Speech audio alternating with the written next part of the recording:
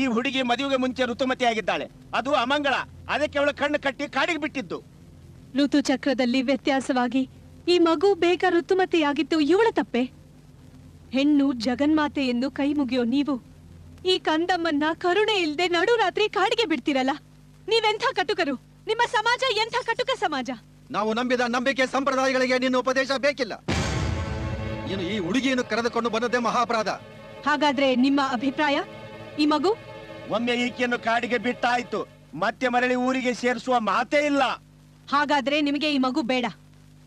ನಿಮಗೆ ಬೇಡದೇ ಇರೋ ಈ ಮಗು ನನ್ನ ತಂಗಿಯಾಗಿ ನನ್ನಲ್ಲೇ ಇರ್ಲಿ.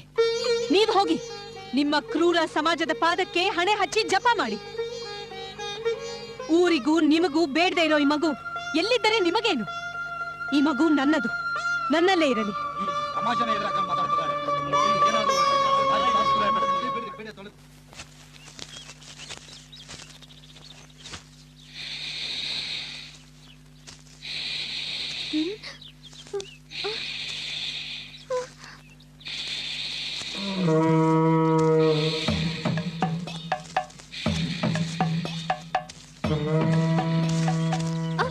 ಏಯ್ ನೀನಾ?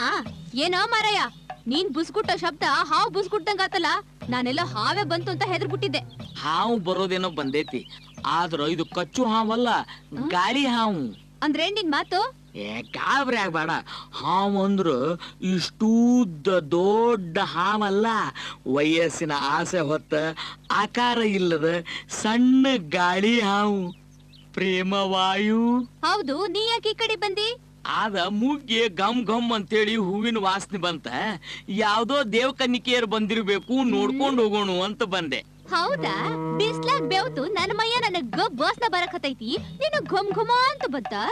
ನೀ ಅದಿಯಲ್ಲ ಕುಡ್ಡ, ದಿನಕ್ 4 ಸತಿ ನನ್ ಸುತ್ತನ ಸುತ್ತತಿಯಲ್ಲ, ಯಾಕ? ಯಾಕಂದ ಅದ ಅದು ಹೇಳೋ ಮಾತಲ್ಲ, ಅದು ಒಳಗೊಳಗ ತಿಳ್ಕೋಬೇಕು ಗಿರಿಜಾಂಬೆ. ಅಲ್ಲಲ್ಲ, ಭಾರಿ ಮರ್ಯಾದೆ ಕೊಡಕತಿಯಲ್ಲ, ಯಾಕ? ಯಾಕಂದ್ರ ಇಲ್ಲಿಗೆ ಬಂದ್ ಹೋಗೋ ಶರಣರೆಲ್ಲ ಕಣ್ಣಪ್ಪ ನಿನ್ನ ಅನುಭವ ದೊಡ್ದು, ಆ ಅನುಭವದ ಗಂಟು ಬಿಚ್ಚಿ 4 ತತ್ವಪದ ಹಾಡು ಅಂತ ಬೆನ್ನಿಗೆ ಬೀಳ್ತಾರ. ಆದ್ರ ನಾ ಇಲ್ಲಿಗೆ ಬಂದು 8 ದಿವಸ ಆದ್ವು, ನೀ ಒಮ್ಮೆರೆ ಹತ್ರ ಬಂದ್ ಒಂದ್ಸಲ ಗಂಟು ಬಿಚ್ಚು ಅಂದಿಲ್ಲಲ್ಲ, ಯಾಕ? ಬೆಳಗ್ನಿಂದ ಸಂಜೆವರೆಗೂ ದುಡ್ದು ರಾತ್ರಿ ನೆಲ ಸಿಕ್ಕ್ರ ಸಾಕು ಅಂತೈತಿ ಜೀವ. ಅದ್ರಾಗ ಬಂದು ನಿನ್ ಗಂಟು ಬಿಚ್ಚು ಅಂತ ಎಲ್ ಕೇಳೋ ಮಾರಾಯ?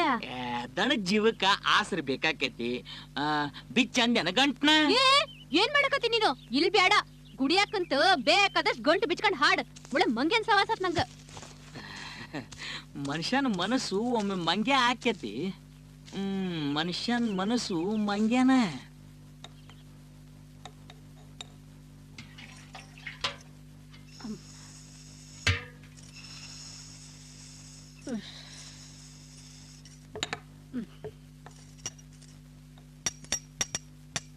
ನೋಡ್ರಿ, ನಮ್ ಮನಿ ಒಲಿ ಮೇಲಿರೋ ಮಡಕಿ ಬಾಯಿ ಮುಚ್ಚಬಹುದು, ಆದ್ರ ಊರನ್ ಮಂದಿ ಬಾಯಿ ಮುಚ್ಚಾಕ್ ಆಗೋದಿಲ್ಲ.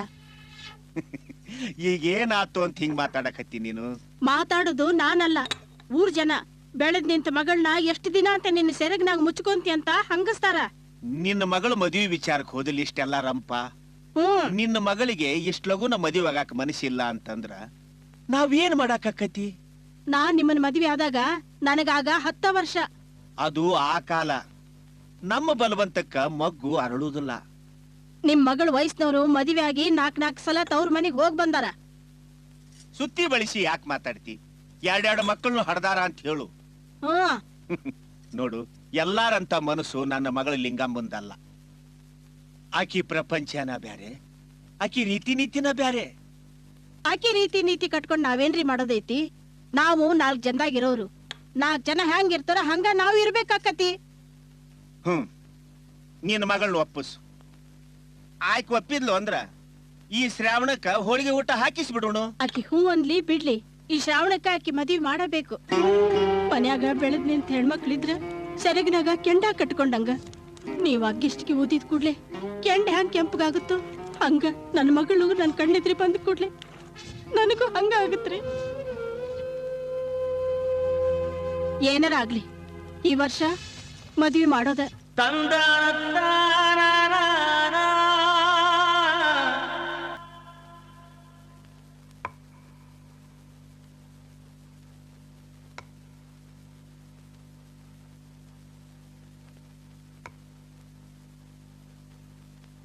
ಲಿಂಗಮ್ಮ, ಗುರುಗಳೇ, ಬೆಳಗ್ಗಿನಿಂದ ನೋಡ್ತಾ ಇದ್ದೀನಿ, ನಿಂತಲ್ಲೇ ನಿಲ್ತಾ ಇಲ್ಲ ನಿನ್ನ ಮನಸ್ಸು. ನಿನ್ನ ಮನಸ್ಸು ನಿನ್ನ ಹಿಡಿತ ತಪ್ಪಿ ಎಲ್ಲೆಲ್ಲೋ ಹಾರಾಡ್ತಾ ಇದೆ. ಹೌದು ಗುರುಗಳೇ, ಕಣ್ಣಪ್ಪ ಹೇಳೋ ಹಾಡು ನನ್ನ ಮನಸ್ಥಿತಿಗೆ ಹೋಲ್ತಾ ಇದೆ. ಮನಸ್ಸು ಎಲ್ಲೆಲ್ಲೋ ಹಾರ್ತಾ ಇದೆ, ಏನೇನೋ ಬಯಸ್ತಾ ಇದೆ. ಗುರುಗಳೇ, ಈ ವಚನ ಬರೆದವ್ರು ಯಾರು? ಯಾರು ಬರೆದದ್ದೋ ಏನೋ. ಲಿಂಗಮ್ಮ, ಏನನ್ನೋ ಸಾಧಿಸಬೇಕು ಅಂತ ಹೊರಟ ಸಾಧು ಸಜ್ಜನರ ಅನುಭವದ ನುಡಿಗಳೇ ಈ ವಚನಗಳು. ಕೆಟ್ಟು ರಾಡಿಯಾದ ಸಮಾಜದ ಕಣ್ಣು ತೆರೆಸುವ ನುಡಿಮುತ್ತುಗಳು. ಇಂಥ ಮುತ್ತು ರತ್ನಗಳನ್ನು ಬರೆದ ಅನುಭಾವಿಗಳನ್ನೆಲ್ಲ ಅನುಭವ ಮಂಟಪದಲ್ಲಿ ಸೇರುವಂತೆ ಶ್ರಮಿಸಿದವರೇ ನಮ್ಮ ಭಕ್ತಿ ಭಂಡಾರಿ ಬಸವಣ್ಣನವರು. ಆ ಮಹಾನುಭಾವರನ್ನು ಕಣ್ತುಂಬಾ ಒಂದು ಸಾರಿ ನೋಡಬೇಕು ಅಂತ ತುಂಬಾ ಆಸೆ ಇದೆ. ಅದಕ್ಕೂ ಕಾಲ ಕೂಡಿ ಬರಬೇಕಲ್ಲ. ಕಾಲ ಕೂಡೋದೇ ಇಲ್ಲ ಅಂದಮೇಲೆ ನಾವೇ ಕೂಡಿಸ್ಕೋಬೇಕಾಗುತ್ತೆ. ಗುರುಗಳೇ, ಮನುಷ್ಯನಿಗೆ ಸಾಧನೆ ಮೊದಲೋ ಸಂಸಾರ ಮೊದಲೋ?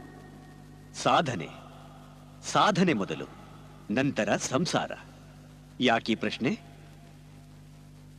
ನನ್ನ ಪ್ರಶ್ನೆಗೆ ಉತ್ತರ ಸಿಕ್ಕಿತು ಬಿಡಿ.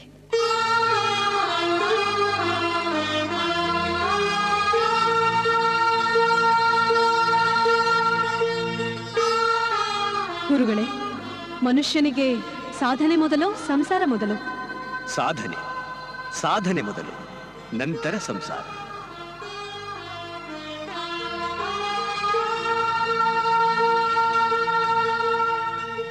ಆಕಾಶ ಪಾತಾಳ ಒಂದಾದ್ರೂ ಸರಿ, ಈ ಶ್ರಾವಣಕ್ಕೆ ಹಾಕಿ ಮದುವೆ ಮಾಡಲೇಬೇಕು.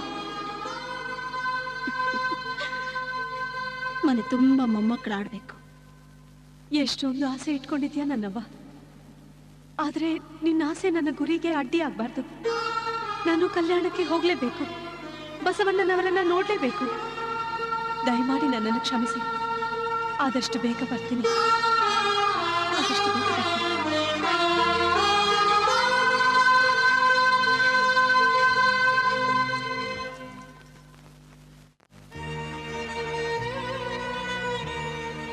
ಅನಂತಪ್ಪ,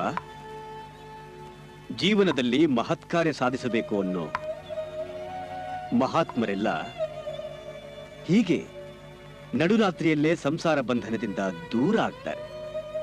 ಇದಕ್ಕೆ ಇತಿಹಾಸವೇ ಸಾಕ್ಷಿ. ನಮ್ಮ ಮಗಳು ಕಲ್ಯಾಣಕ್ಕೆ ಹೋಗಿ ಬರ್ತೇನೆ ಅಂತ ಒಂದು ಮಾತು ನಮಗೆ ಹೇಳಿದ್ರೆ ಸಾಕಾಗಿತ್ತು. ಎಷ್ಟ ಕಷ್ಟ ಆಗಿದ್ರು ನಾವ ಕರ್ಕೊಂಡು ಹೋಗಿ ಬರ್ತಿದ್ವಿ. ನೀವು ಜೊತೆಗೆ ಹೋಗಿದ್ದಿದ್ರೆ ಕುದುರೆಗೆ ನೀರು ತೋರ್ಸ್ಕೊಂಬಂದಂಗಾಗ್ತಿತ್ತು. ಅದರ ದಾಹ ತೀರ್ತಾ ಇರ್ಲಿಲ್ಲ. ನೀವ್ ಯಾವಾಗ್ಲೂ ಆಕಿ ಪರ ವಹಿಸಿ ಮಾತಾಡೋದು. ಹಡ್ದಕ್ಕಿ ಸಂಕಟ ನಿಮಗೆ ಹೆಂಗ್ ಗೊತ್ತಾಗ್ಬೇಕು? ಸಿರಸಮ್ಮ, ಜನನ ಕಾಲದಲ್ಲಿ ತಾಯಿಯೊಬ್ಬಳು ಮಾತ್ರ ಕಣ್ಣೀರ್ ಹಾಕ್ತಾಳೆ. ಆದ್ರೆ ಅದೇ ಕಂದಮ್ಮನ ಕೈಗಳು ಸಾವಿರಾರು ಜನರ ಕಣ್ಣೀರೊರ್ಸೋ ಕೈಗಳಾದಾಗ ಸಮೂಹವೇ ಕೈ ಮುಗಿಯತ್ತೆ. ನನ್ನ ಮಗಳು ಕಲ್ಯಾಣಕ್ಕೆ ಹೋಗಿ ಬರುದ್ರಾಗನ ಎಷ್ಟು ಕಷ್ಟ ಅನುಭವಿಸ್ತಾಳೋ ಏನೋ. ಅನಂತಪ್ಪ, ನೀನು ಬಂಗಾರನ ಬೆಂಕಿಗೆ ಯಾಕೆ ಹಾಕ್ತೀಯ ಹೇಳು? ಶುದ್ಧ ಬಂಗಾರ ಆಗ್ಲಿ ಅಂತ ತಾನೆ. ಹಾಗೆ ನಿನ್ನ ಮಗಳು ಜೀವನ ಅನ್ನೋ ಬೆಂಕಿಗೆ ಧುಮುಕಿದಾಳೆ. ಪುಟ ಬಿಟ್ಟ ಬಂಗಾರ ಆಗ್ತಾಳೆ. ಚಿಂತೆ ಮಾಡಬೇಡ, ಆಕೆ ನಮ್ಮೂರಿನ ಭಾಗ್ಯದೇವತೆ ಆಗ್ತಾಳೆ. ನಾವೆಲ್ಲ ಸಾಮಾನ್ಯರು, ಅವಳು ಅಸಾಮಾನ್ಯಳು. ಅಸಾಮಾನ್ಯಳು. ಹೀಗೆ ಲಿಂಗಮ್ಮ ಕಲ್ಯಾಣ ನೋಡಬೇಕು, ಬಸವಣ್ಣವ್ರನ್ನ ನೋಡಬೇಕು, ಅಲ್ಲಿರೋ ಶರಣರನ್ನೆಲ್ಲ ನೋಡಬೇಕು, ಅವರ ಆಶೀರ್ವಾದ ಪಡಿಬೇಕು ಅಂತ ದೃಢ ನಿರ್ಧಾರದಿಂದ ಅಲ್ಲಿಗೆ ಹೋಗೋ ಭಕ್ತರ ಜೊತೆ ಲಿಂಗಮ್ಮನು ಕಲ್ಯಾಣಕ್ಕೆ ಹೋದ್ಲು. ಆಮೇಲೆ ಏನಾಯ್ತು ಅಂದ್ರೆ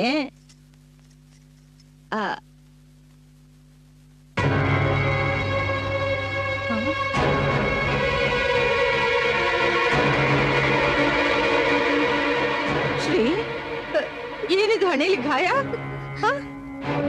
ಮಡಿಕೇರಿಯಿಂದ ಫಂಕ್ಷನ್ ಮುಗಿಸ್ಕೊಂಡ್ ಬರ್ತಿರ್ಬೇಕಾದ್ರೆ ಕಾರು ಬ್ರೇಕ್ ಫೇಲ್ ಆಗೋಯ್ತು, ಕಂಟ್ರೋಲ್ ತಪ್ಪೋಯ್ತು. ಅಜ್ಜಿ ನೀನ್ ತುಂಬಾ ನೆನ್ಪಾಗ್ಬಿಡ್ತಜ್ಜಿ. ಅಜ್ಜಿ ಅಂತ ಜೋರಾಗಿ ಕೂಕೊಂಡೆ. ಅದ್ ಬಹುಶಃ ಆ ದಾನ ಮನೆ ಬಂದು ನಮ್ಮನ್ ಕಾಪಾಡಿರ್ಬೇಕು. ಕಾರು ಗಿಡದ ಪೊದೆ ಒಳಗ್ ಹೋಗಿ ಅದೇಕೋ ನಿಂತೋಯ್ತು. ನಿನ್ ಮಾತ್ ಮೀರ್ ಹೋಗಿ ನಾನ್ ತಪ್ಪು ಮಾಡ್ಬಿಟ್ಟೆ ಅಜ್ಜಿ, ತಪ್ಪ್ ಮಾಡ್ಬಿಟ್ಟೆ. ತಾಯಿ ದಾನಮ್ಮ, ನಮ್ಮ ವಂಶದ ಕುಡಿನೂ ಉಳಿಸ್ದೆ ಅಮ್ಮ. ಶ್ರೀ, ನಿನ್ನ ಹೆಸರಿನಲ್ಲಿ ರುದ್ರಾಭಿಷೇಕ ಮಾಡಿಸ್ತೀನಿ. ಮಕ್ಕಳೇ, ನೀವು ಹೋಗಿ ಆಟ ಆಡ್ಕೊಳ್ಳಿ, ಆಮೇಲೆ ಸಂಕತೀರ್ಥಕ್ಕೆ ಹೋಗೋಣ. ಬಾಮ್ಮ, ಬಾಪ್ಪ.